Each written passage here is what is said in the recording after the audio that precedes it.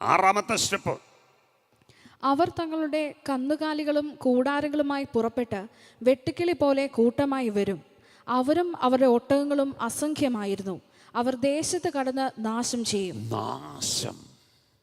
നാശം ചെയ്യുന്നു. ആറാമത്തെ സ്റ്റെപ്പ്, നിലവിളിച്ചില്ല.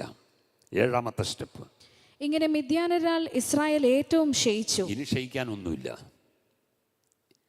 ഏഴാമത്തെ സ്റ്റെപ്പിൽ അവരേറ്റവും ക്ഷയിച്ചു എന്ന് പറഞ്ഞാൽ ഇനിയൊന്നും മുന്നോട്ട് പോകാൻ പറ്റത്തില്ല. ഞാൻ പറയുന്നു, നോക്കിക്കേ, ദൈവം എത്ര മനസ്സലിവുള്ളവനാ. ആ ഏഴാമത്തെ സ്റ്റെപ്പിൽ അവർ ദൈവത്തോട് നിലവിളിച്ചു. ദൈവത്തോട് നിലവിളിച്ചാൽ തൻ്റെ ജനത്തിൻ്റെ നേരെ മുഖം മറയ്ക്കുന്ന ദൈവമല്ല, തൻ്റെ ജനത്തിൻ്റെ നേരെ മുഖം തിരിക്കുന്ന ദൈവമാണ്. ആ ദൈവസ്നേഹമോർത്തൊന്ന് കരമുയർത്തി സ്തോത്രം ചെയ്താട്ടെ. പക്ഷെ ഒരു കാര്യം മനസ്സിലാക്കണം,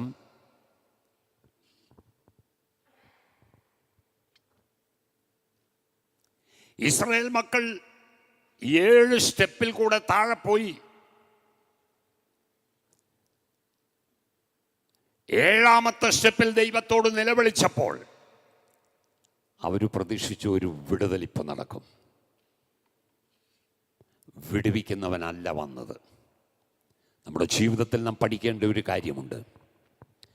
ദൈവത്തിൽ നിന്ന് അകന്നു പോയിട്ട് എന്തെല്ലാം തകർച്ചകൾ, താഴ്ചകൾ ജീവിതത്തിൽ സംഭവിച്ചിട്ടുണ്ടോ, എത്രമാത്രം ബോട്ടം ലെവലിലേക്ക് നീ പോയാലും ദൈവത്തിങ്കിലേക്ക് തിരിഞ്ഞ് കരയുവാൻ മനസ്സുവെച്ചാൽ ആ നിമിഷം ദൈവം നിങ്കലേക്ക് തിരിയും. വിടുവിക്കാനല്ല തിരിയുന്നത്, പിന്നെയോ ദൈവത്തിൻ്റെ ഒരു ദൂത് കൈമാറാനായിട്ടാണ്. ഹല്ലേലൂയ, സ്തോത്രം.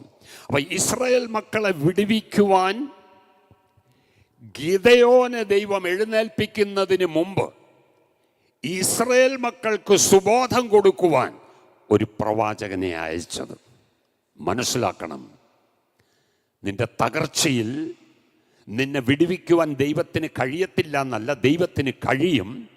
പക്ഷെ നിന്നെ വിടുവിക്കുന്നതിന് മുമ്പായി നിന്റെ തകർച്ചയ്ക്ക് കാരണമെന്താണെന്ന് നിന്നെ ബോധ്യപ്പെടുത്തിയതിനു ശേഷം, ആ ബോധ്യം നിനക്ക് വന്നു കഴിയുമ്പോൾ നിന്നെ വിടുവിക്കുന്നവൻ വരും, അവൻ താമസിക്കത്തില്ല.